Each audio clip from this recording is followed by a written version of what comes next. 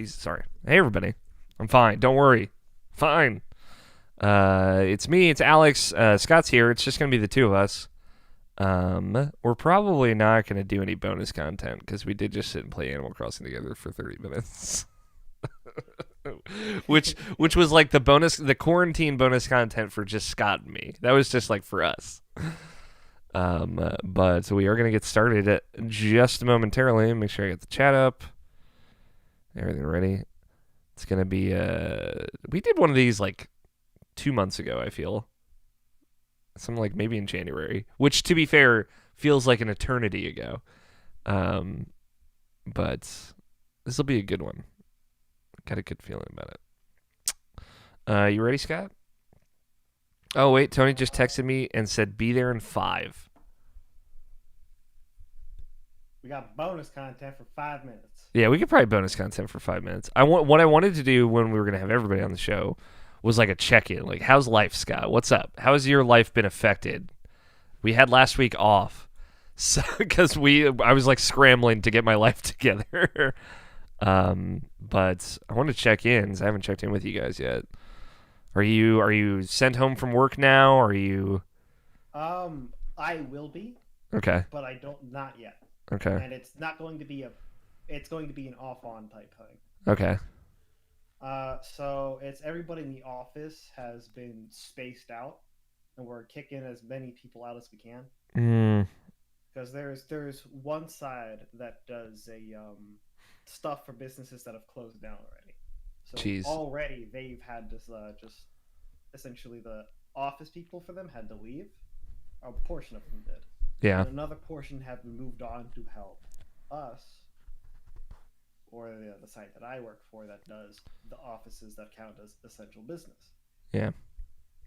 So, has anyone gotten sick? The demand skyrocketed. Oh yeah, I bet.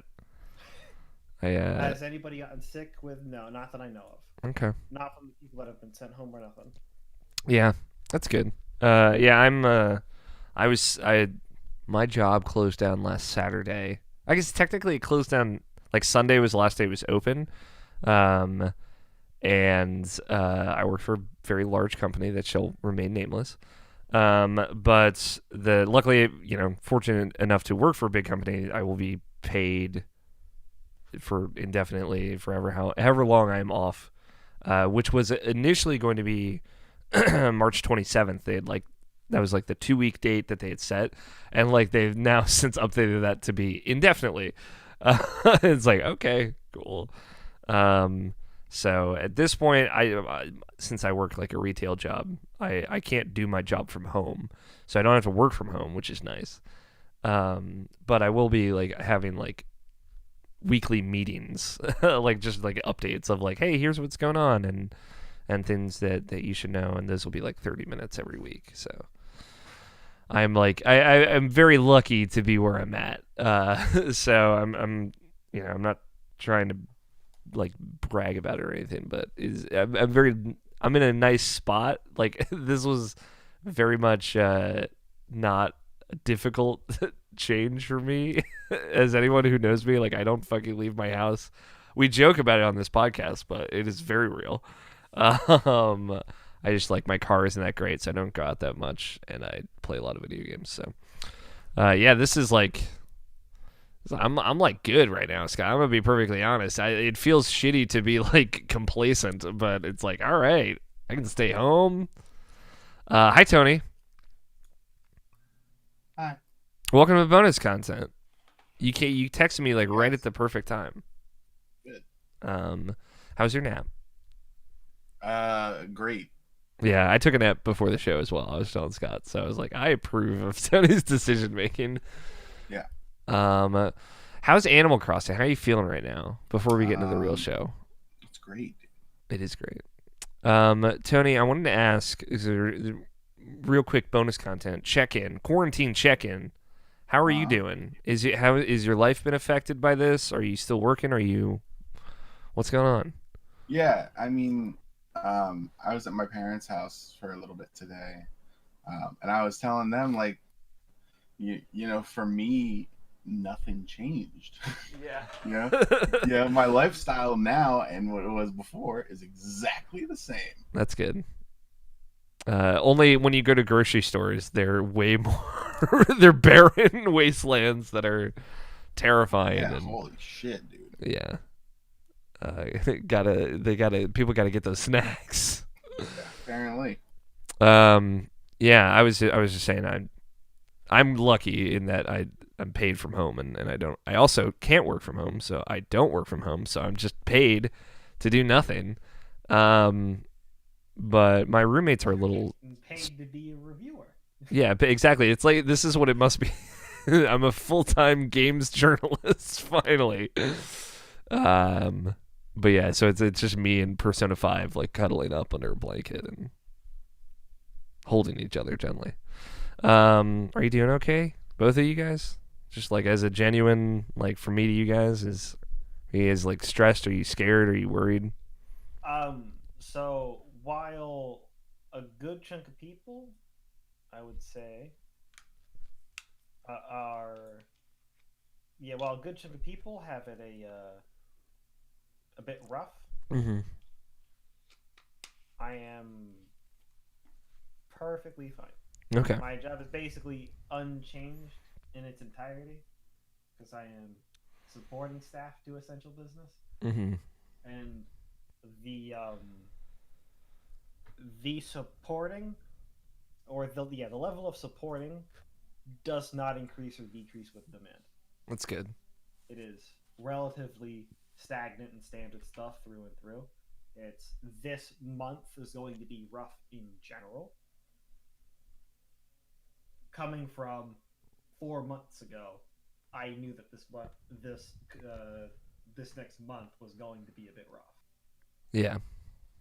So, other than that, it's like nothing about that has changed. Honestly, it might have gotten just a little bit easier. Yeah, I get you. What about you, Tony? Are you doing okay? Yeah, for personally, I'm fine. Mm-hmm. Like I was saying, as far as my way of life, everything is the same. Yeah. Like I said, now Tom Nook is in it. Yeah, so it's better, honestly. It is. Yeah, how could it have gotten any worse? Demonstrably better. No, and Nabishin is like for folks listening that are curious. Nabishin is also working, right? He still has to go to and fro work. So it's funny, like only 1/4 of the cast like not being mandated to stay home is actually pretty uncommon from what I've been hearing. So. Mm-hmm. Yeah, Nabishin and I frequently text each other complaints buddies. Good. That's good. I'm glad you guys have each other for that, though, because I'm sure it's fucking wild right now. Yeah. Cool. I'm doing okay, too. I'm very, like, we have this to talk to each other, and, like, obviously video games, like, playing games and talking to people from, like, miles and miles away is honestly probably more comfortable for me. So, that, like, being able to... It's for me. It's like this is my comfort zone. So it's going and talking to people and spending time with people and trying to be there for people that are like stressed about this or not used to this or feel cooped up and stuff like that. Like that's been nice. Would you say that a global pandemic is your favorite term? It's my favorite term. Terrain. Oh yeah, this is my best terrain. I get advantage on all skill checks. Hell yeah. on this terrain. Yeah. It's weird, I'm not trying to make light of it. Obviously it's terrible and a lot of people are going to get hurt and die. And it's scary and it's okay to be scared. But hopefully us hanging out talking about video games takes your mind off of it and keeps you distracted. We're all in this together, so let's get this show started, and we got some Animal Crossing to talk about, y'all. I'm excited because I talked to Scott about it a bit before we started, but not you at all yet, Tony. So I'm ready to bow under my sensei. And because tomorrow is Sunday, and you know what that means, baby. It's time to get on Reddit, get those turnips going. Hell yeah. Will the turnip lady even show up when my island is basically... she's fucking dead, dude. I'm pretty sure. Just because her son is like handling turnips now doesn't mean she's dead, okay? Maybe she's busy. Yo, she straight up kicked the bucket. She's too old. It's real sad. Yeah, but you know. Just go up to the kid and is like, "Hey, where's your mom? I used to buy turnips from your mom." Like, oh no, she's retired. She's retired. And you find she fucking murdered her in her sleep. When Tom Nook builds like the biggest shop on the island, you see like a stuffed version of her, like she's been taxidermied. All right. Let's get started. It is Saturday, March 21st, 2020, and you are listening to the Irrational Passions Quarantine Cast. I am Alex O'Neill, coming to you live from inside my bunker, and joining me this week, live from the tent, on my brand new island, and joining me this week, Scott Guthier. Hello. Tony Horvath. What's up? And that's it. It's the three of us, live from our Animal Crossing towns. We should just start doing the podcast from within Animal Crossing. I'm down. Like, make one of our rooms in one of our houses like a podcast room, with microphones and everything. And just stream it. Yeah, we should look into this. This could be a thing. There could be a market for this. Welcome to Irrational Passions Podcast. We missed you last week. We were off last week because I could not get a show together, and I'm sorry. But there was a lot going on. We're in a global pandemic right now. We talked about it a little bit on our bonus content. I hope everybody out there is doing okay. Everybody here is doing okay. Nabashin is not here, not because he's sick, but probably because he's very tired. This is gonna be just a chill show where we just talk about video games we're playing. You can come here into our baby Bjorn and not have to worry about the outside world. This is video games world, where we're just hanging out, having a good time, being friends, playing games. So let's get started. Irrational Passions Podcast live every weekend, Saturdays, typically 7:30 p.m. Eastern. We were today, actually, so I felt good about that. We were live from 7:30 to 8, like waiting to get started, and it was just Scott and I playing Animal Crossing together, which was good. Yep. It was very jolly. Wait, that's apples. I have apples as well, Tony. I heard you have apples. But I also got some cherries from Scott and some oranges. I got some pears. I'm feeling good. So this show will be about video games. We're going to talk about games in just a little bit. I just want to touch base with everybody out there. One, if you're not doing okay, I'm sorry. We love you very much, and we appreciate you coming and hanging out with us. Hopefully, this will take your mind off of it. Two. Everything irrationalpassions.com still going pretty normally. I would say it's slowed down quite a bit because obviously there's a lot going on right now. But a couple things I want to highlight. We didn't get to talk about it because we didn't have a show last week, but I finished Ori and the Will of the Wisps. I got to sit down and talk about it with Quentin Hoffman. We did a review discussion about it.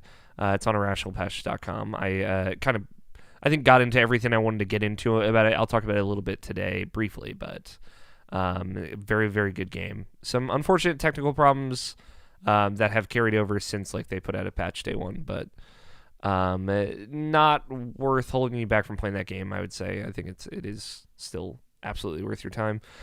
Jarrett Green wrote a great feature on Iris and the Giant, which he actually talked about on the podcast 2 weeks ago. He finished it, and it's really, really grown on him quite a bit. So you should go check that out. And then all of our PAX East stuff. PAX East, which was 3 weeks ago, and it feels like 10 years ago, honestly. We lived in a different world when I was in Boston. We lived in a different state, so to speak. But you can go check out all that. There will also hopefully be a little bit of a piece on Persona 5 Royal on Monday.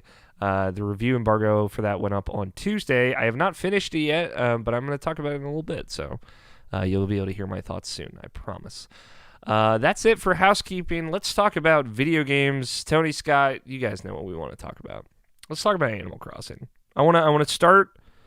We can start with first impressions, but I really want to start with Tony, like where you're at with it. Tell me how you feel about Animal Crossing New Horizons. So you just want the whole story? Sure, man. Okay, so I had to do a lot of shit. Oh yeah, that's right. I forgot you had to like find a Switch. Yeah, there was like a whole journey. I had to go out on Friday and get a Switch and Animal Crossing. Like getting Animal Crossing was not hard. everywhere had there. Though I will say that I went to a GameStop and had to wait outside because there was like a limit of how many people they could have in the store. Yeah. Um, so there's like 6 people, including the staff, was all that was allowed in the store at once. So I had to wait like probably like 30 minutes for some like dad and his kid to come out. Did they get Animal Crossing or I don't know. I don't think they bought anything. I think they were just like looking, and then I window walked in for shopping? like 5 minutes total. Got what I needed. I had to just sit there waiting. You're like, man, just bring the game outside to me. I will pay for it. Just let me leave. Yeah, I walked in. The dude behind the counter looked at me and was like, "What's up, dude? What do you need?" And I was like, "Give me a copy of the Cross." And he was like, "That is the best way that anyone has described this game. I'm going to buy it today." And I was like, "Hell yeah!" Well, yeah, I don't know. I got off work at like 1 o'clock, I believe, on Friday, and I sent you guys a message. I was like, "I'm starting to look for this shit." And then all we did was give you shit about it. Meet me on the other side. Yeah, so I looked around, like, because apparently Nintendo Switch is fucking impossible to find right now. People need one right now. Apparently, like, all Targets were all sold out. All Best Buys were all sold out. I called like 35 people at different stores, and no one had it. Like, some people were like, "No, we don't have it," and other people were like, "We only have Switch Lights," and I was like, "So you don't have it, because no one wants that." Well, you don't want that, but yes, kids might. But yes, no, I mean, obviously, no one wants that because it's the only thing that people had in stock anymore. It's true. It's true. It's good points.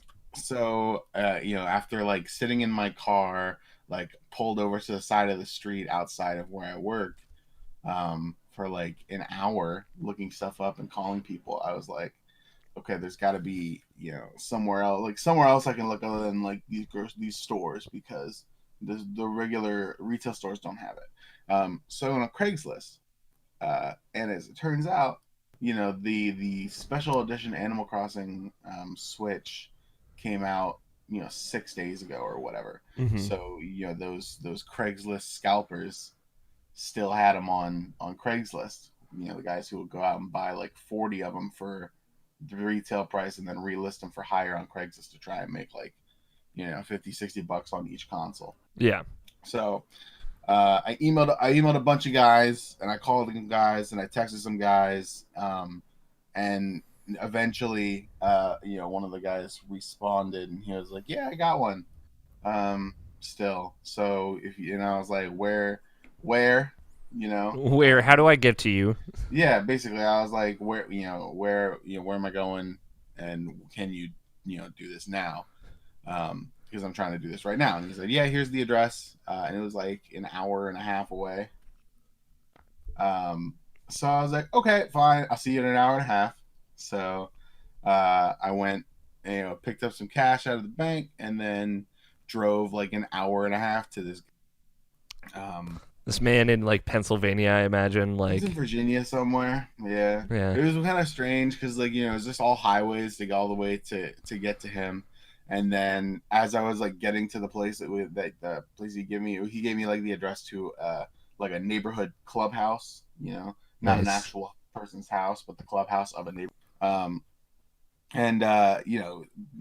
I got there, the type of cars changed from like normal cars to like BMWs and like Mercedes Benzes and all that, like hella rich neighborhood. Like the people in there were disgustingly rich and you could tell based on like the way they looked. Yeah, they were just living their best quarantine life, and you were like, it must be nice, huh? Much.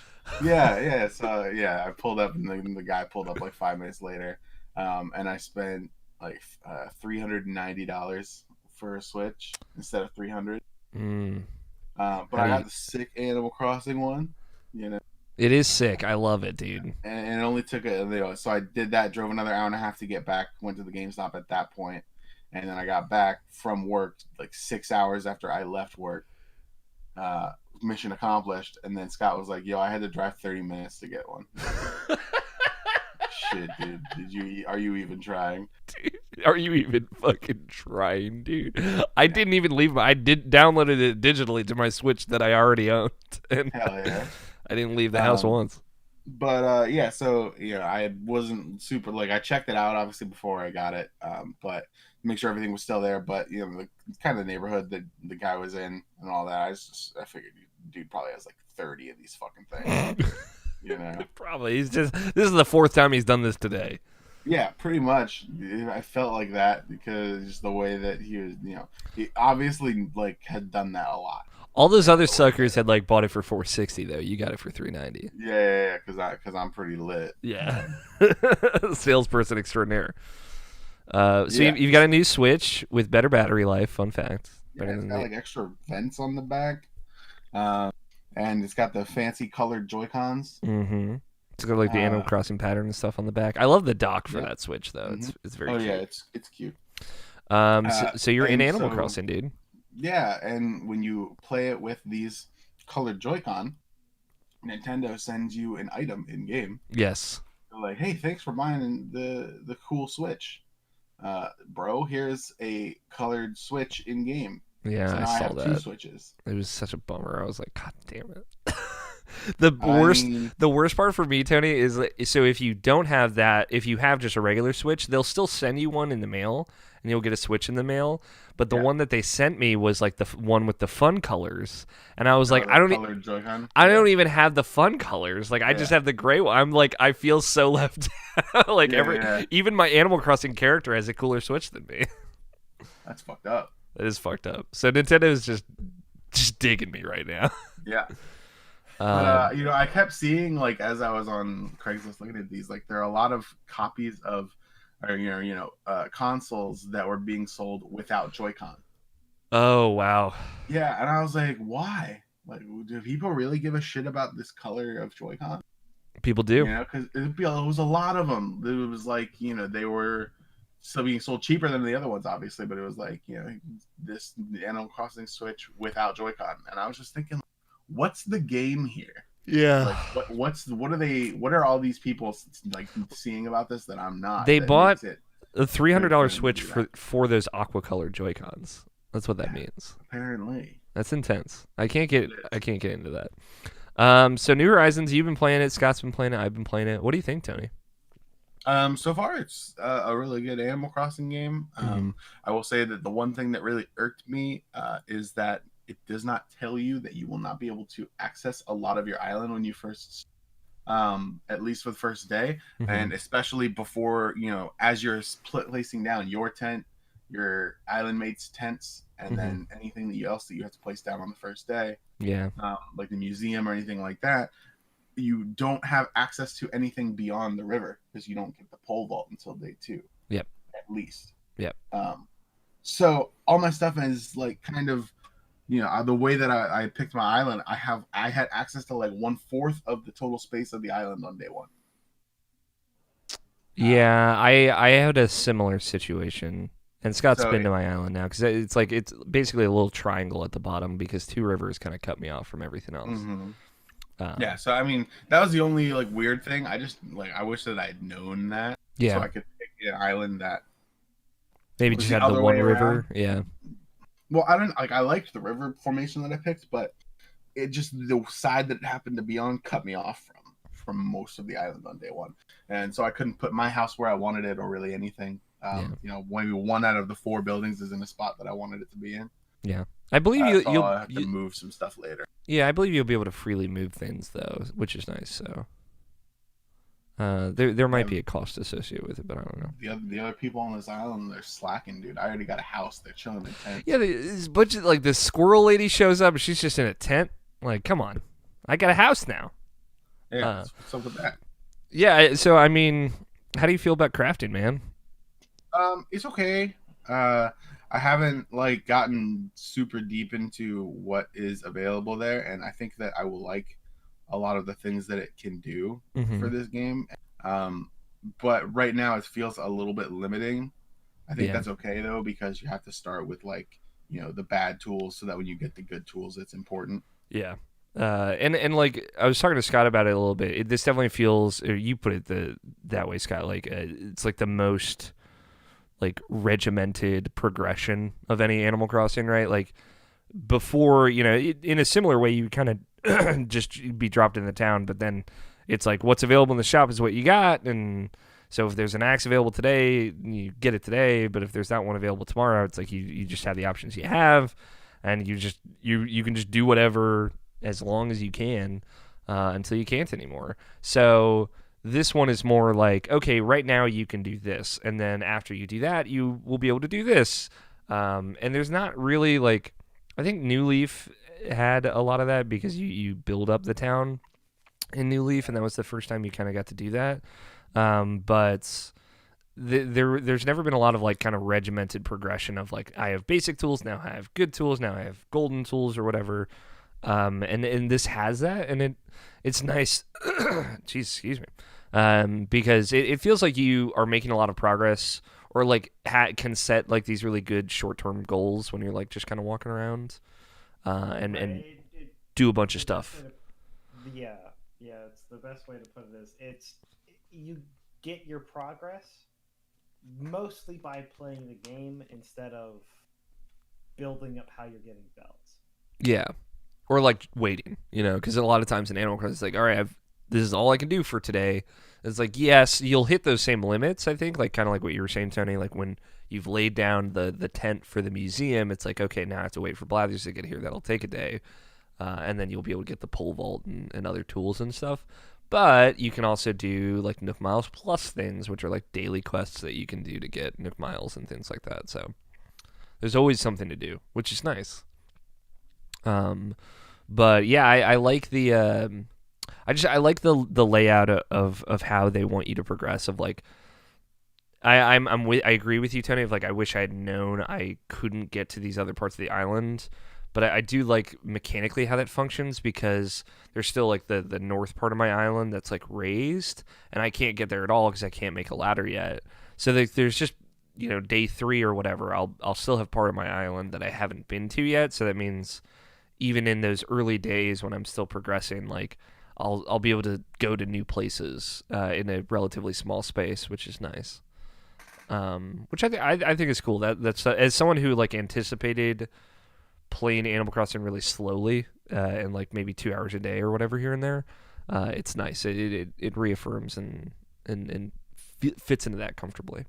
Yeah, and I don't really think that looking to do more than that with Animal Crossing is like is something that is intended with this game. For sure. I don't think they're hoping that someone's gonna sit down and play 7 hours straight of Animal Crossing. Yeah, but it feels like you more reasonably could with this game, at least, versus past game. You're gonna be catching a lot of fish, though. Not have it wasted. Yes, you'll be making some level of like verifiable progress with Nook Miles, regardless. Like I didn't even see, Scott had to point out the like 5,000 Nook Miles lets you get a new inventory slot, like the row of inventory. It's like, oh, that's fucking useful. I just went and bought these regular tools, and I should have been getting these inventory slots. Any other thoughts, feelings on it, Tony? It's fucking pretty. Also, it's very pretty. Looks real good. Yeah. Who are your starting villagers? I have Rod and some stupid chicken lady. Some stupid chicken lady. Yeah. Mrs. Chicken, Mrs. So's chicken. Cluck you, yeah. Clucky. I think I know Clucky, from a old New Leaf game. I have like a little monkey, and I don't remember her name. So I don't remember anyone's name. And I have a little squirrel guy, and the squirrel guy is like obsessed with fitness. So it's like yeah, Rod's that way too. But he always like his like little catchphrase is cardio. So he's just yelling at me to do cardio all the time. I'm like, I feel like you're attacking me, sir. Like, you don't know me. I don't know you. I don't want to know you, sir. But yeah. Cool. Any other thoughts or feelings on Animal Crossing, Scott, Tony? I think we covered it. Yeah. It's very jolly. It's exactly like the stimulus package of good vibes that I needed right now. Tony, have you been playing anything else this week? And last week, technically. Yeah, I've been playing some League of Legends. I know, shocker. I am surprised to see you back so soon. To League? Yeah. Yeah, it's just like the mainstay. Like It's comfort food. I get it. there's nothing else to do right now. I'll play some League, I guess. So there's always that, and then I'm still playing Seven Deadly Sins: Grading Cross. Mm-hmm.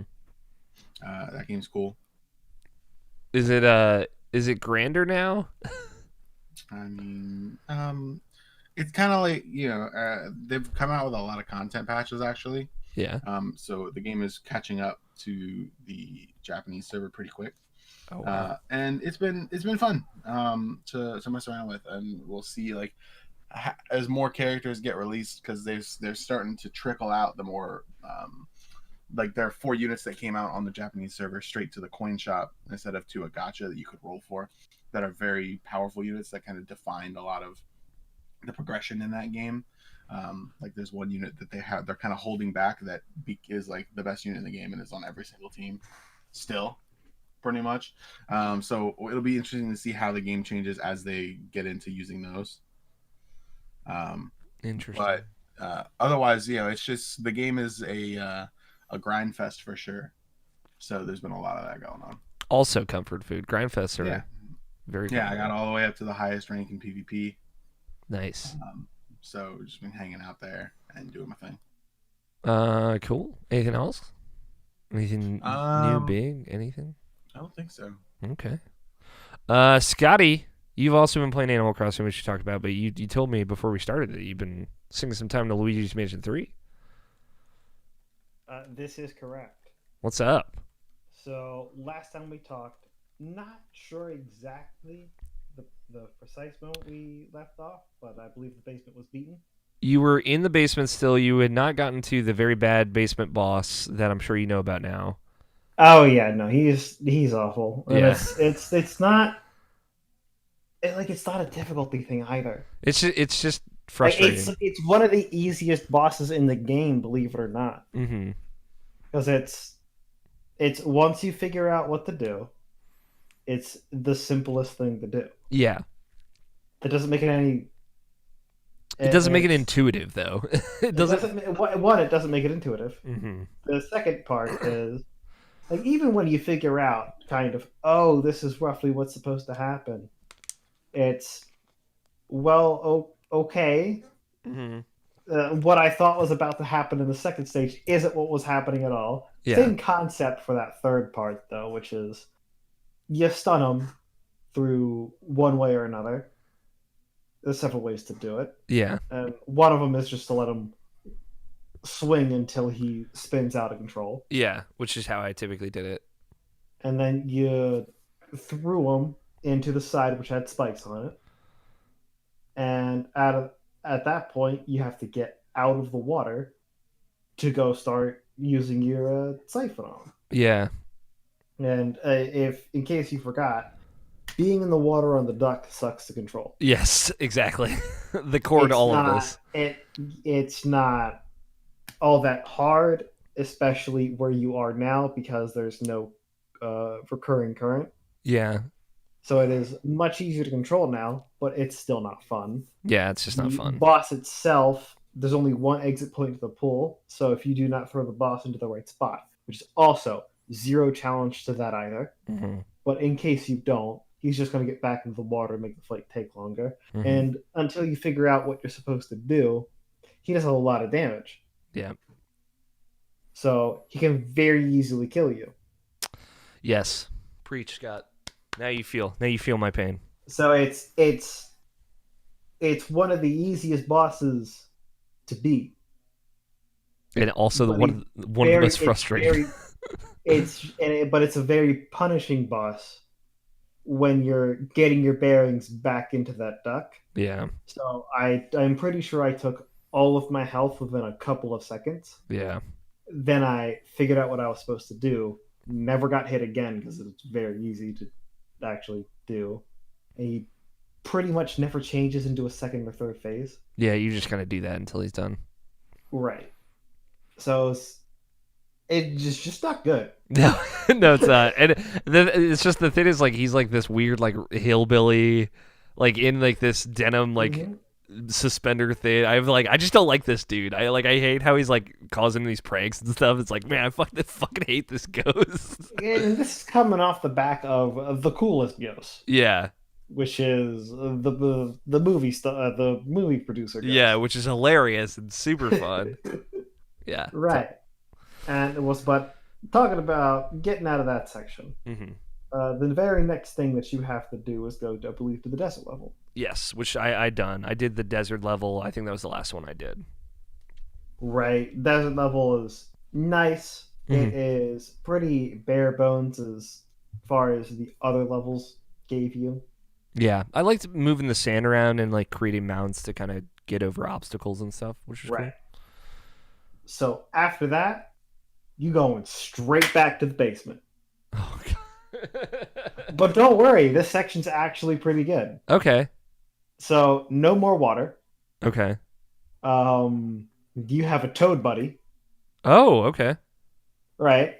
And of course, the shenanigans that follow this toad buddy are fantastic. Okay. Because of course, how you move him about and get him to do things is you vacuum him up. You vacuum him up. Excellent. And then you shoot him out places. Yeah. And okay. He goes flying. But yeah, no, the structure of this is 10 to 15 times better than the basement before. So this second trip down here redeems the basement. Okay. I have to go through. You're right. I have to go back through and I have to at least redeem the basement.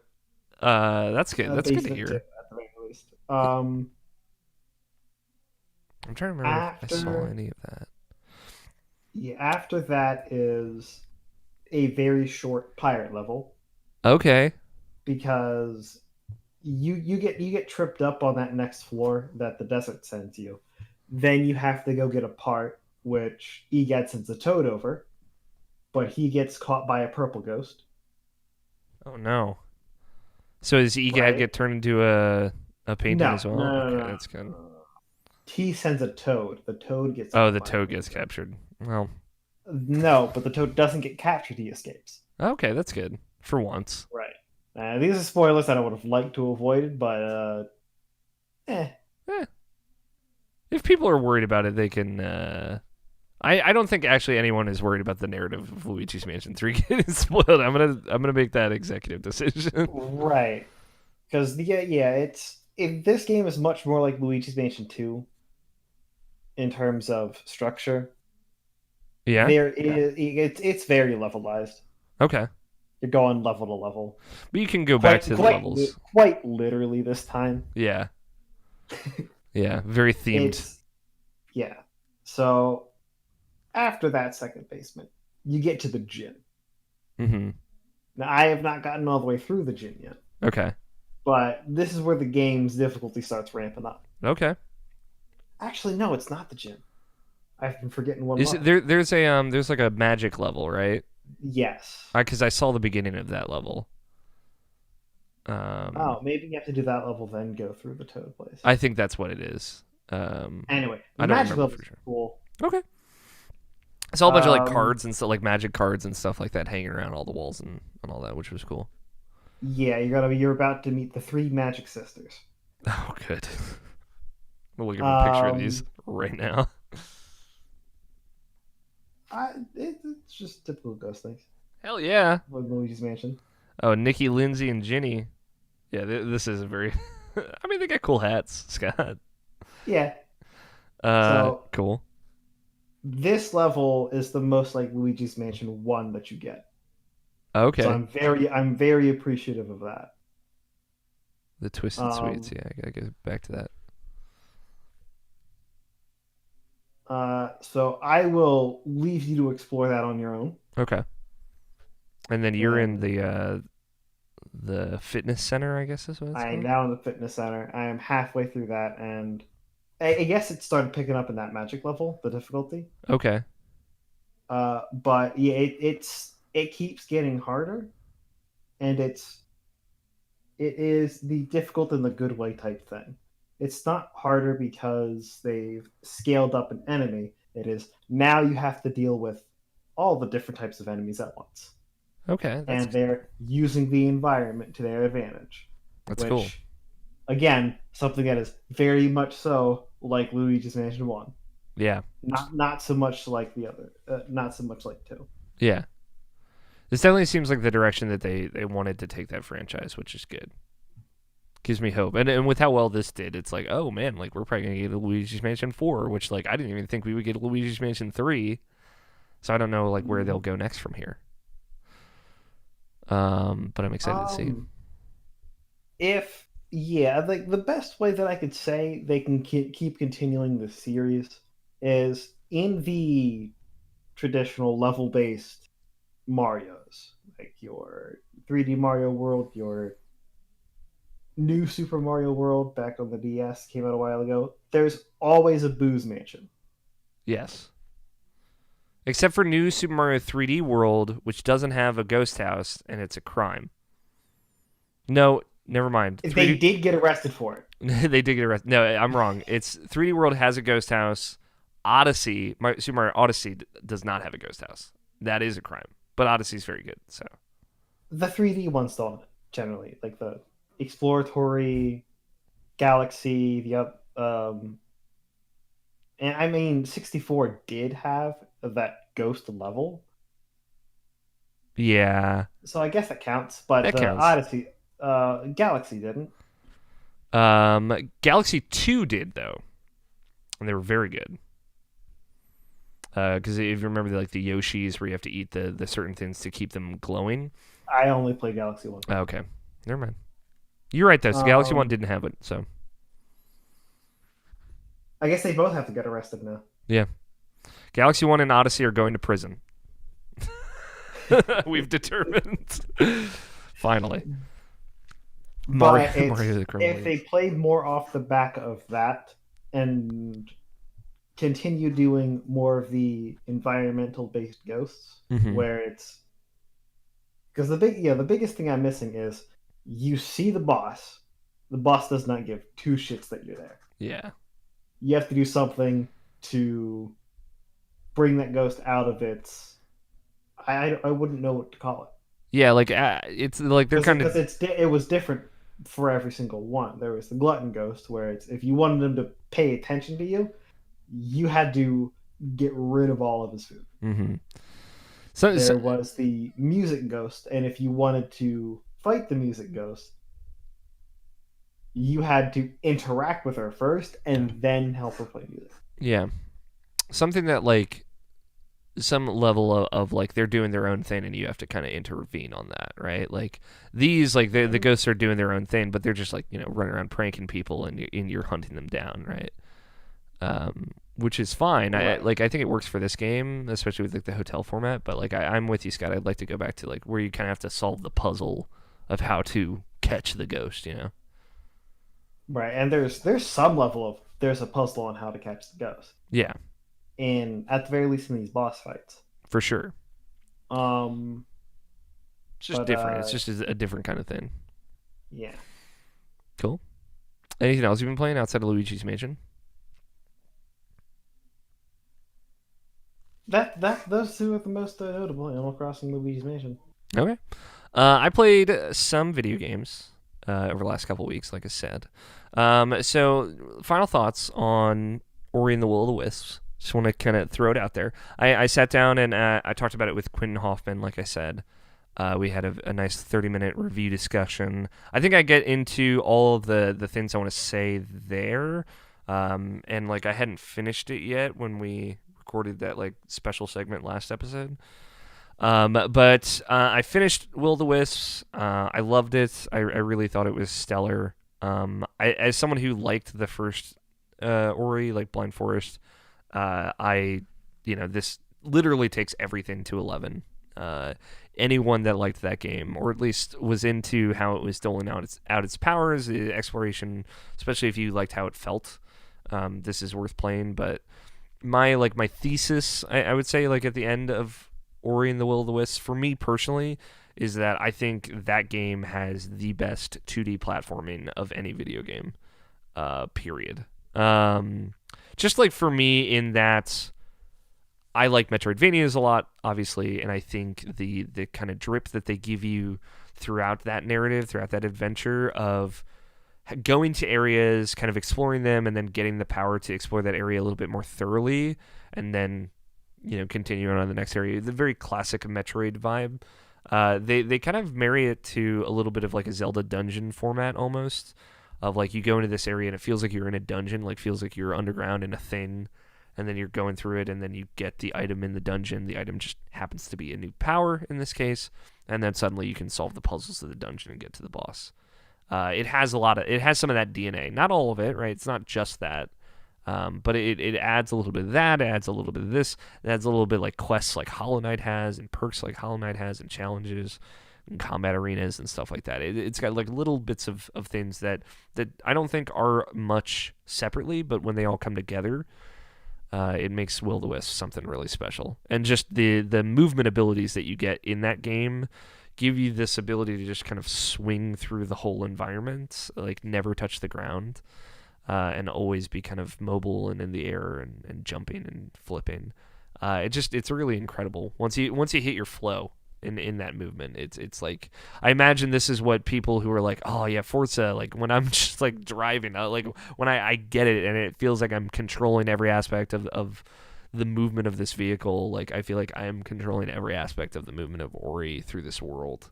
It's very satisfying to play. So it's very good. I love it. I might, if I have time, I might put something extra together for it, just talking about the movement in that game and kind of more specifically explaining how each power complements each other and how they let you breeze through that environment. But if I don't have enough time, if Persona is too much time for me, then just know that I love Ori and the Will-O-The-Wisps. It's on Game Pass and you should play it. Thanks to Microsoft for sending us a copy of that. Very thankful for the opportunity to review it. So that's Will-O-The-Wisp thoughts. Go listen to the review discussion. It's on IP Presents. Animal Crossing vibes. Talked about that already. I'm taking it pretty slow. I'm really trying to... My goal with Animal Crossing this time was not to burn out, which I feel like I did with New Leaf. And not to like just obsess over it like I did with the original Animal Crossing, but to stick with it. So I'm still like, I feel like I haven't done as much as a lot of people I know, but I'm taking my time. I gotta go to Tony's town though, because apparently he's in the southern hemisphere. I just kind of randomly picked that. You gotta get the hookup on those sweet fish. Yeah, so everything in my town is different. Which is cool. The toilet's flushed the wrong way. Really? Probably. We should throw a toilet in your town and see if we can flush it and make it go the wrong way. But no, that's good because then like you'll have plenty to get from going to your friends' towns, and they'll have plenty to get from going to your town. So, I'm sure Nato Johnston probably also has Animal Crossing, and he actually lives in the southern hemisphere, and I'm sure he would say it's okay. So I think you're fine, Tony. Sick. But I've been playing a ton of Persona 5 Royal. So here's the thing. I haven't gotten to talk about Royal at all anywhere yet. I was going to do like an impromptu one-on-one Persona 5 cast last week with Jess Cogswell. But unfortunately, we couldn't get it together. But I'm here. I'm going to talk about Persona 5 Royal. This is spoiler-free. Obviously, I don't want to ruin anything for Tony or Nabashin. I wonder if Nabashin is just like avoiding me so I don't ruin Persona 5 for him by accident. I'm not gonna ruin anything. I might talk around like, hey, here you have this to look forward to, but I'm not gonna spoil anything, I promise. So if you Persona 5 Royal, the review embargo is up. I'm talking about it now. If you don't want to know anything, check the timestamps. Here we go. So if you don't know, just very quickly, Persona has been re-released before in the past. Persona 4 to Persona 4 Golden, Persona 3 to Fez, and then Persona 3 Portable. This is a thing that the Persona franchise does. If you're familiar with like Kingdom Hearts or like almost any JRPG franchise, doing re-releases with like remixed story content and additional things is like normal, I guess. I don't know why.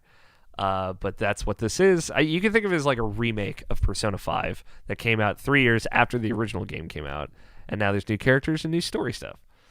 and it's rewritten in a lot of. It's very heavily edited, not in like a like things were removed kind of way, but like they made dialogue feel a little bit more natural in a lot of cases. They made things make more sense. They added lines of dialogue to add context to things that were important and maybe like left out.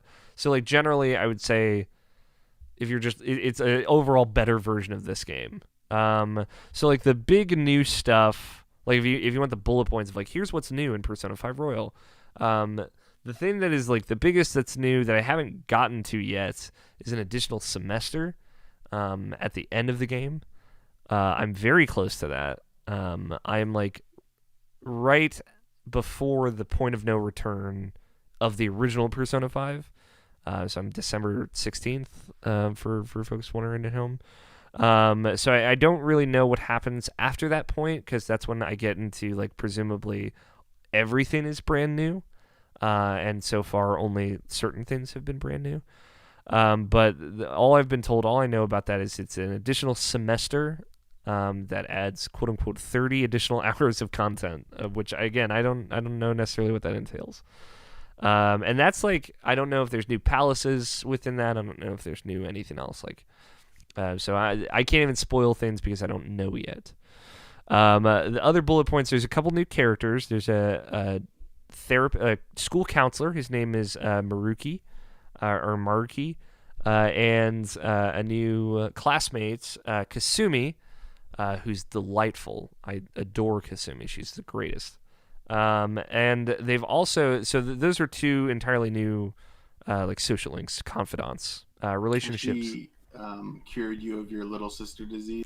I listen right now. So the thing with Kasumi is weird. Her confidant ranking is only 5 stars. It's only 5 points. So you can't romance her, at least right now at this point in this game. My suspicion is that once I get into the kind of post-game, it'll expand to go to 10, and then you'll be able to romance her. In which, if I can, I will, because I do really like Kasumi. But I'm waiting to see, so I'm not sure. It's weird because I don't know if they've done stuff like that in Persona before, but never like explicitly. You see the confidant page and it's like 5 stars instead of 10. So those are like the two fully new social links. They're very good. I like Maruki is stellar. The counselor, like that relationship and what he adds to the game, just as like essentially in May after the Kamoshida incident, after the first kind of incident in the game, they say like, hey, like we're worried about the students' mental health. And so we've brought in a counselor to counsel all the students if they need it after, like one of the students attempts suicide. So it's like very heavy and it feels sincere is the thing.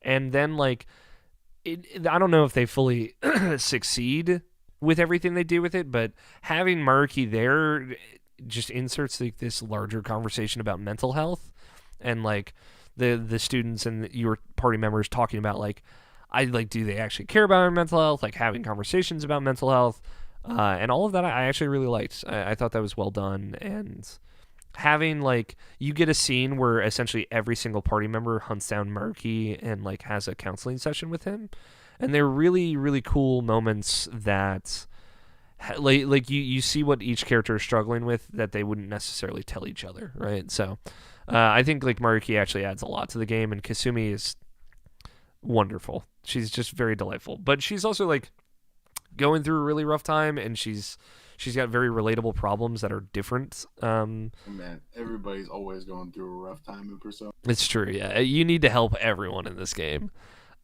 She's got very different problems than like stuff that I've seen in Persona. She like deals with anxiety a lot. So again, kind of inserting more of a mental health conversation into the game, which I really really liked. I thought it was really well done. So like Kasumi is also a party member, but like just to be explicitly clear, it's December and she has not still technically joined my party. So like how she gets her persona power and how all that happens is very different. And it's one of the few things that I think does feel a little bit like it's kind of inserted into the original Persona. Is just like her getting her powers and some of the stuff that happens there. But like her as far as like a character that you hang out with, and like she'll eventually meet your other party members and hang out with them, like all that stuff's great. And it reminds me a lot of Marie from Persona 4 Royal or Persona 4 Golden. Jesus, get all these subtitles mixed up.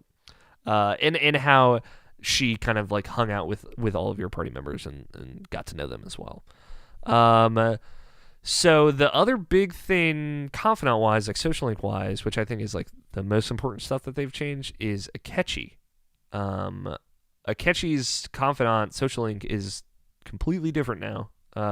It's the only one that has been totally overhauled from what I can tell. Everything's been updated, but his is totally different. So you actually have to go and hang out with Akechi, and like build his social link like normal, versus it kind of progressing with the story, which I like way more because you actually get to go and spend time with him. And again, all of that dialogue is totally different. Everything is completely different. The way that relationship escalates to the point where it, kind of ends in the narrative is totally different, and it's very fucking good. Like, honestly, if I had to say like one thing, all of the things I've talked about are great reasons. Like if you like Persona 5 to play Royal, but like I've had multiple people say like, oh, like I really like Akechi. I think like he's a great force in that story, and if you like Akechi at all, like you owe it to yourself to see what they did with him here. And I have a feeling I have not seen all of like there could be stuff like that's implied afterwards, but the way that relationship evolves as you like actually actively spend time with him versus it just kind of going through the story is really, really, really good. And also like there was a moment with Akechi that was so tense before everything that happens in November. There was a moment that you have with him that's like very honest and very like dark and very upsetting, and it's very good. I don't want to ruin it, but like just all of what they did with Akechi is awesome. And I was talking to Ian Purcell from OK Beast, and he's like, yeah, Akechi was my favorite character in that game. Is there something here for me for that character? And I'm like, yes. And as someone who didn't really love Akechi the first time through, because to some extent I think you're not supposed to, but they tried to make an interesting narrative for that character. Someone who still didn't really like him at the end of it, I like have a lot more trouble kind of wrapping my head around that character. Like it is way more complicated a relationship that I have with that character now, with the way that they have added dialogue and kind of added scenes and added context for him. So those are like the big social link changes.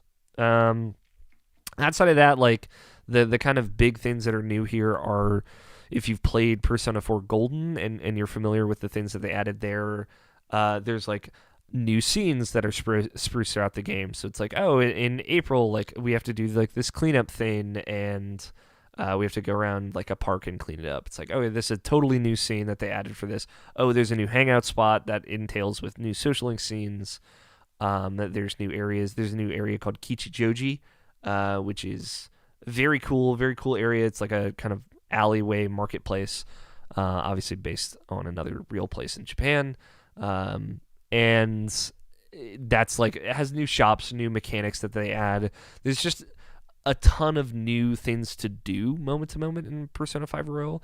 And the biggest thing that they've changed is like you have way more freedom to do anything almost whenever you want in Persona 5 Royal. The big thing that a lot of people complain about, understandably so, now that I've kind of seen the other side of it, is that Morgana tells you to go to sleep way too much. In this game, in this version of the game, that never happens, basically. It's like, I could probably list on two hands the amount of times where something happens and you can't hang out or do anything at night. Which before there were like days where you're leading into the next big palace or dungeon and you had to go to bed every single night for like 5 days in a row. Now you're not always able to go out and explore, but for the most part, you can always do something in LeBlanc that, just whatever. So you could study in LeBlanc, you could read, you could make curry, you can make coffee, you could train, you could watch TV, etc., etc. Like all the things that are only available to you in LeBlanc, you can do in LeBlanc. So on nights when you go to the metaverse, you can do any of those things. On nights that before Morgana would force you to sleep, you can do any of those things. On on some nights you will also be able to leave LeBlanc and actually go out and do social links. So they've expanded. More freedom at night means that you very rarely are told, like, oh, you can't do anything today. It almost never happens, which is great. I know a lot of people, that was a big complaint for a lot of people. And that, as someone who played Persona 5 and is now replaying with Royal, that helps you feel like you're making bigger progress, and it helps it feel different moment to moment. And the last kind of like narrative thing that they updated was, so after almost every hangout session with every social link upgrade that you get, so every time you take someone from like 4 to 5 on their confidant ranking, you will get a phone call from them as you're walking home, and that'll just have additional dialogue, additional context for each single part of the story in their confidant, in their social link, whatever you want to call it. And that some of those are actually really great, and just a lot of that additional dialogue and additional context really makes the characters feel more full, more whole, and more likable, and more relatable.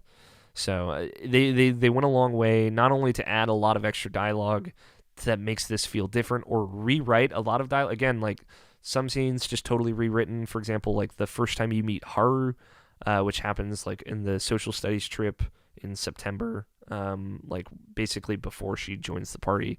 The first time you meet her, like it's like this weird kind of awkward exchange where you don't really know who she is and you're trying to flirt with her. And now they like just totally rewrote that scene to be like, oh, hey, I'm Haru. Like, oh, I go to the same school as you. Like, oh, I've met you before. Like, and like, it's like, oh, they're introducing this character in a way more natural way that makes way more sense. Like, that's an example of how they've rewritten a lot of scenes.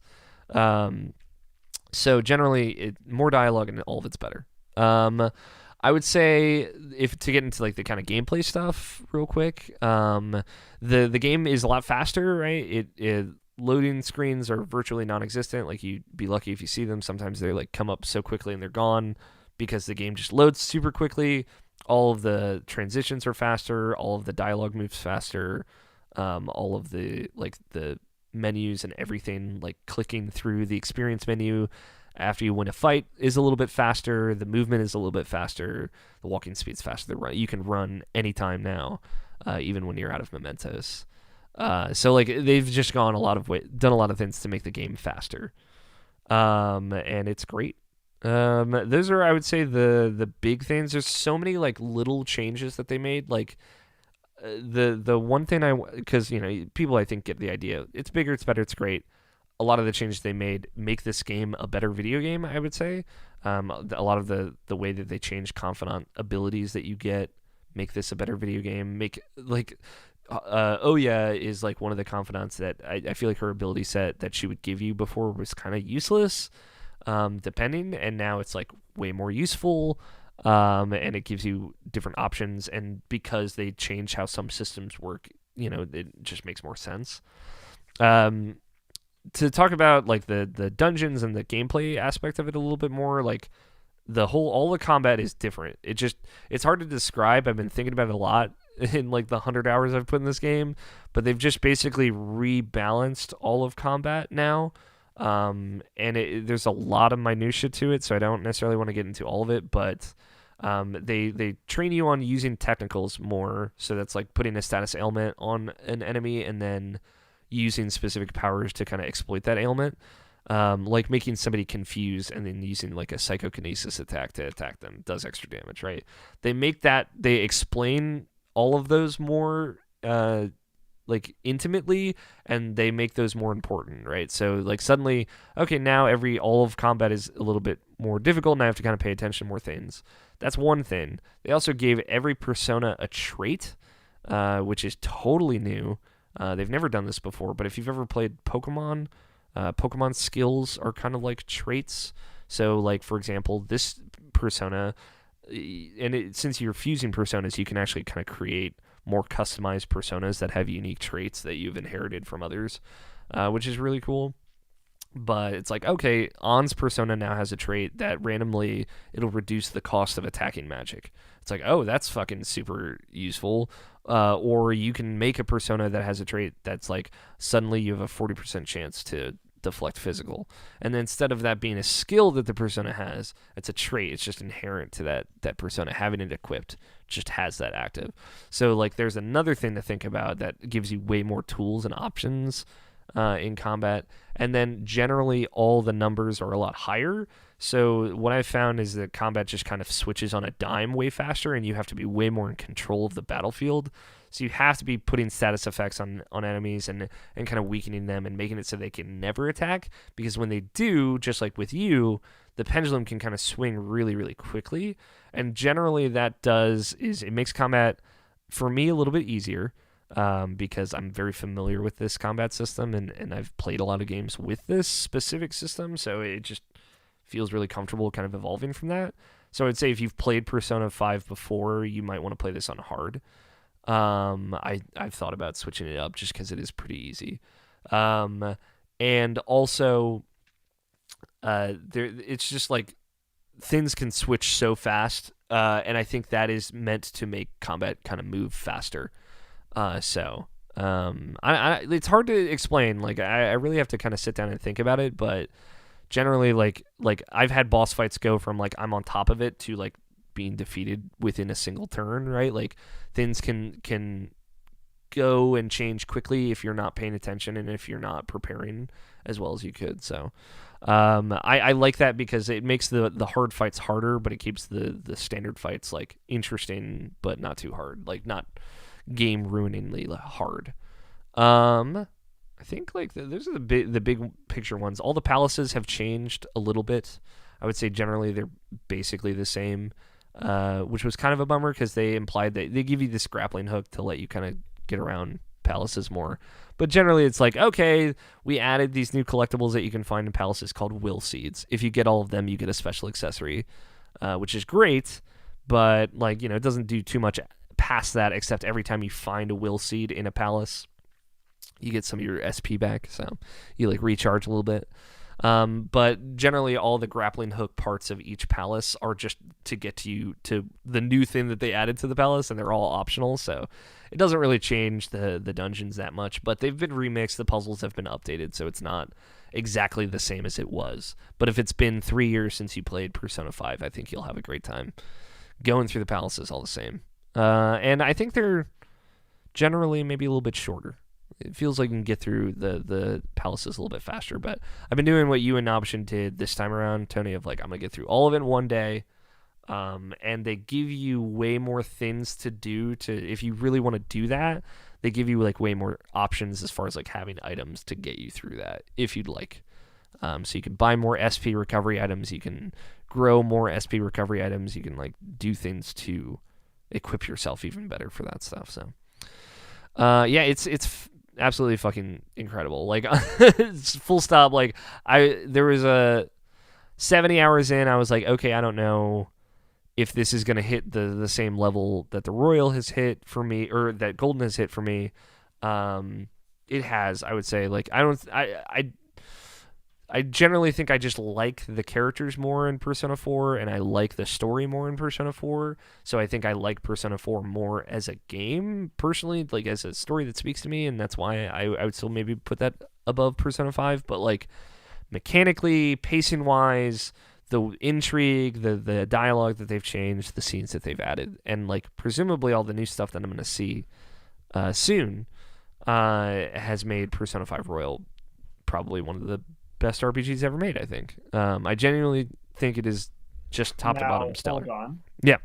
Would you say that Persona 5 to Persona 4 Royal is better than Persona 4 to Persona 4 Golden? It's tough. I can't answer that without seeing like the additional semester. But it's is it looking to be on track? It's looking to be on track, to be honest.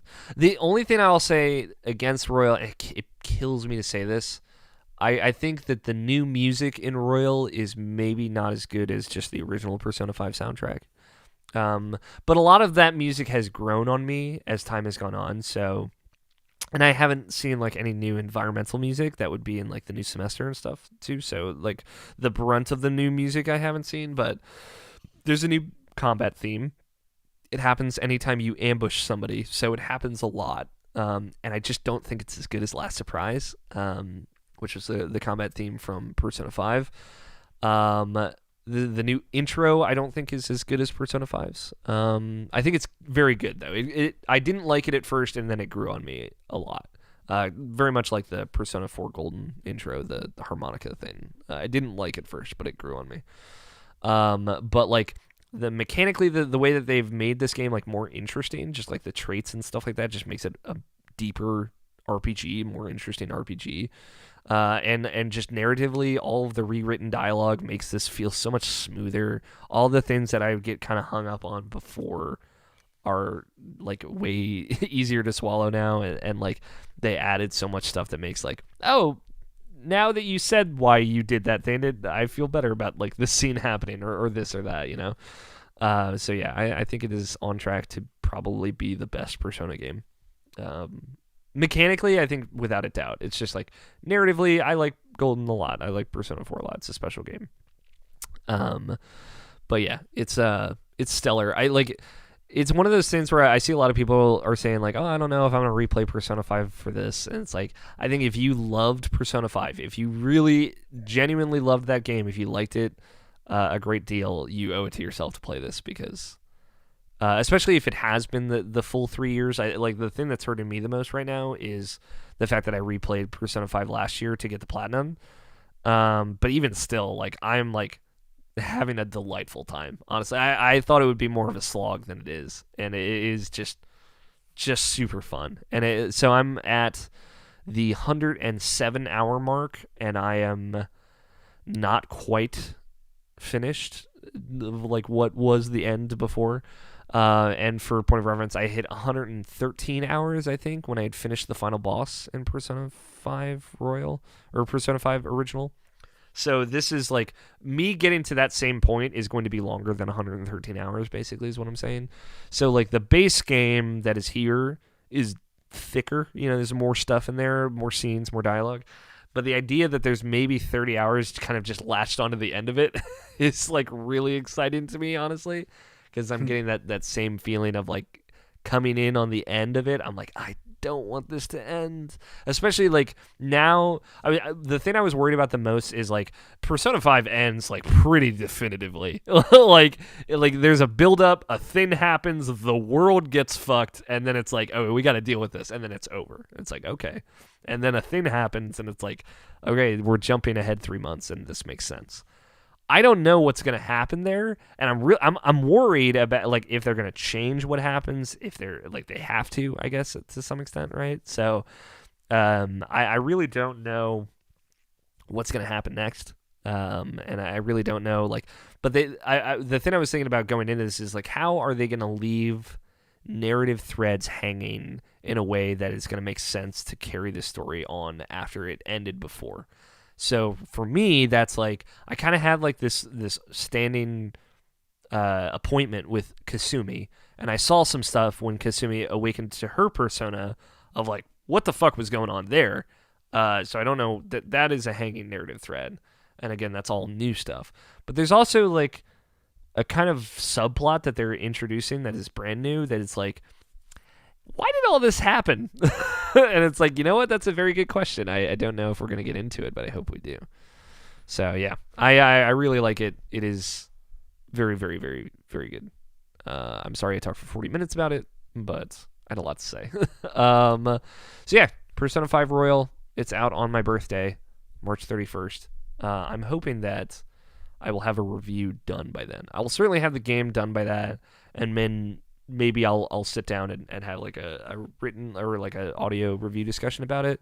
But I'm also working on a possible like little guide for folks that are jumping into Persona 5 Royal of like, here's things that you should know, and maybe work towards early on for folks that I know have been waiting for this version of this game. And then also maybe a list of the big differences, more specifically get maybe into a little bit more of that minutia of the mechanics. I just want to write some stuff up about the mechanics because there's so many new ones. For folks that are like, is this enough for me to want to actually play Royal if I've played Persona 5? So I think so. In summary, I think so. I think there's plenty here to be excited about. So And Kasumi is great. That is all I've been playing. I bought Doom, but I have not played it yet. At some point, maybe someday. I've got all these Animal Crossing villagers to meet, so. Cool. I didn't pull any news or questions or anything, so I think this is like the end of the show, guys. Do you guys have anything? Everything is shut. Like the news, like that I had written here last week was like, everything's canceled. E3 is canceled. It's like, yeah, that's old fucking news now. Everything is canceled. 2020 is canceled. Like we shut down the world, actually. So yes, of course everything is canceled. I remember like on this very podcast we were like, man, GDC got canceled. Huh? It's fucking wild. Now it's just like, yeah, you heard about how movies are getting delayed because they don't want to put them out in this. Theaters are closed and they can't make money off of them. Right, and that's the whole thing. It's even though most of the businesses aren't closed down, it's all the entertainment related ones are. And due to an incident, we'll say, I think they're going to also start closing down beaches too and start having people patrol them. Yeah, I wouldn't be surprised. Right. So it's in a few particular places there is something close to martial law. Yes. But it is a few places, at the very least, in America. Thank God. Thank God it's not everywhere. It's not even close to everywhere. Yeah. I mean, to be fair, it wouldn't make a difference to you. Yeah, it wouldn't. I'm not gonna leave my house anyway. So you're good, officer. Officer, you can stay out there. I'm gonna stay in here.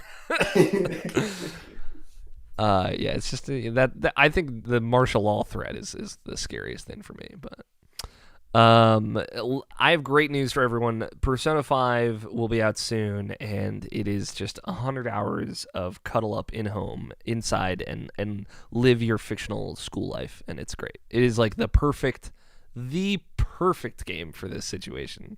It's like that and Animal Crossing, I think. So it'll be out soon, and I'm really excited for folks to play it and see all the stuff I'm talking about. Cool. Real quick, we'll get into a little outro here, and then we'll get to our final segment. If you'd like to be a part of the show, normally I ask for questions. I did this week, but we didn't get any. But you can tweet them at IrrationalPod. Just use the hashtag IPQ. You can email them, mailsack at irrationalpassions.com, or leave us a voicemail at 404-590-1337. For everything Irrational Passions, you can follow us on Twitter at IrrationalPod. You can follow Nabishin and myself on Twitter. I'm at Alfighter27. Nabishin is at NABESHIN186. He's not here this week, but he's streaming a lot. You guys should go check out his streams. They're very chill. He just wants to talk to people about games. For all of our video stuff, check out Twitch and YouTube, youtube.com/IrrationalPassions, Twitch IrrationalPassions. We did a Twitch stream of Resident Evil 3 demo. I guess I did play that this week, but there's not too much to say about that. Me and Andrew Taylor, hosts of Raccoon City Radio. It's coming back soon because Resident Evil 3 Remake is coming out soon. It's coming out April 3rd, I think. April 5th or something. Check out the website, irrationalpassions.com, for everything else. And if you like this show, rate and review us wherever you're listening because it helps us a ton. That is the show. Short and sweet. Lots of games. Lots of jolly vibes. I appreciate you boys for that. But we've reached the end, which means it's time for bets. Are you guys ready? Now, I wrote this bet last week, but I think, considering the world is shut down, I think it'll still apply, to be honest. This time next week, which will have more viewers on Twitch, Doom Eternal or Animal Crossing? And by how much? Tony, you want to kick us off? Yeah, I'm thinking about it. Right now, I know Animal Crossing definitely has more viewers. I don't think there's a reality where it doesn't, to be honest. So, just full disclosure. Yeah, I'm no spoilers. I'm gonna pick Animal Crossing. I'm trying to decide by how much. So a week from now, you said? Yes. This time next week. I would say Animal Crossing will be ahead by 40,000 viewers. That's probably a safe bet. Scotty? I was gonna go with 10K. Cool. I'm expecting that both of these games drop between 30 and 40K. Yeah, I would say that's right. We're in that first weekend right now. I'm gonna say Animal Crossing. I'll say 21,000. I think there'll maybe be like a big streamer or something like that. So this last week's bet, we must discuss because we might might have to cancel this bet. This time next week, how many viewers will the most currently viewed Neo 2 streamer have?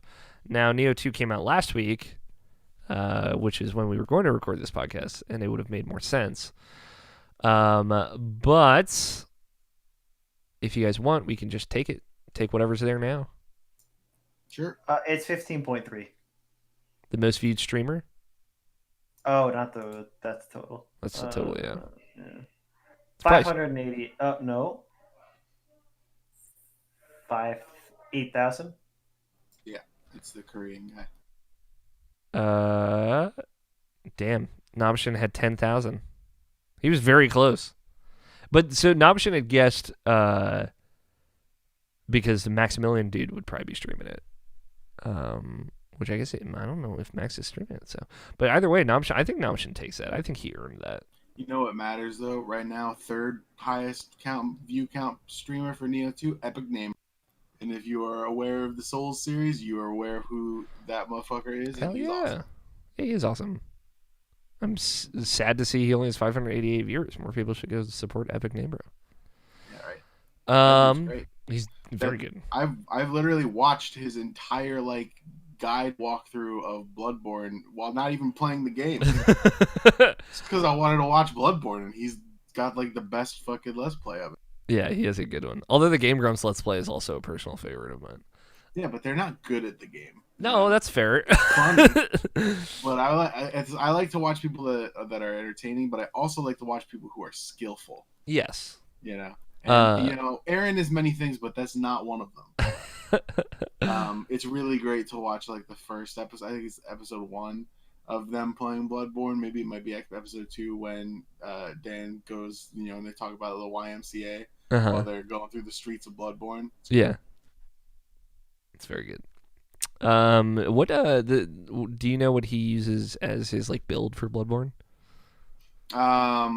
It's been a while since I watched that, but he kind of switches it as he goes through. He starts with the saw with the saw, then switches to the switch. I can't remember the names. No, he starts with the one that everybody starts with, saw cleaver. And then he switches to the saw spear. Okay. And I can't remember what he ends up with, but he kind of switches between to saw spear and uses that for a while. Interesting. I have to go back and look and see what weapon he ends up using. Yeah, I'm just curious. He definitely doesn't go the route that I went. Yeah. With that game, which is threaded cane yeah. to into more blood tinge stuff. Yeah, that's how I went too. Using the Evelyn and all that. So yeah, I went pretty hard with the blood tinge in my playthroughs, and I think he kind of stays away from that. So it's cool. Yeah, he does some cool stuff in that. Cool. That's it. That's the show. I just wanted to throw out there, anybody out there listening, obviously we love you very much. If you want to jump in the Irrational Passions Discord and hit us up and maybe play some Animal Crossing, if that is a thing that you all want to do. I don't normally extend these offers, but I feel like Tony, Scott, and I are going to be playing a lot of Animal Crossing. It's one of few games that we all play together, so if folks want to get in on that, please let us know. I know the IP editorial folks also sharing fruits and all that, so let us know. We have a Discord. People can come chat with us and hang out, and we can play games together in these times of not really being able to go anywhere. So just keep that in mind if you're feeling lonely or if you feel like nobody wants to play with you. We do, and let us know. That is this whole podcast. Thanks to everybody for joining the QuarintineCast, for listening. Thanks to Danny Wiesner for opening music of Two Player Co-op and our closing music of The World is Saved. Thank you, Option. He won the bet, which gives him the final word and all the rights and responsibilities. He's not here, but I'm going to say this. Don't ruin Persona 5 for anybody. But also, just be nice to each other. There's no reason not to be nice to each other. I feel like Nobishin would say that, especially right now. That's it. That's the show. Thank you, Tony. Thank you, Scott, for joining me as always. I love you, boys. Big hugs all the way around. Thank you, everyone, so much for listening. We really appreciate your support. We hope you're all doing okay. We're keeping you in our thoughts at the very least. I've been Alex O'Neill. Play your games. Stay rational. We will talk to you all next week. I wrote down no titles. All right, so titles. And then in a blank space. Yeah. I hit the space key twice. By Taylor Swift.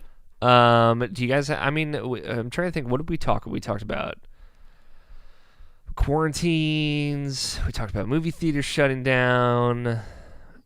Basement Redemption. Basement Redemption. Ooh, Basement Redemption's good. It's just like a good, like general, like those are words. Everyone out there is experiencing Basement Redemption right now. They're redeeming themselves in their basements. We could call it QuarintineCast. Nah. All right. At the very least, in Maryland, we're not even under quarantine. Yeah, technically. Although by Monday that will probably change. Again, I don't think so. It's going to take a bit more for that to happen in Maryland. Yeah, sure. Because it's still pretty low here. Yeah, thank God. I'm not trying to die. You know what I mean? Like I'm not out here looking for that. What really sucks is, what's it called? The incident down in Florida. Yes. Yeah. I'm sure you've heard about it. Yes.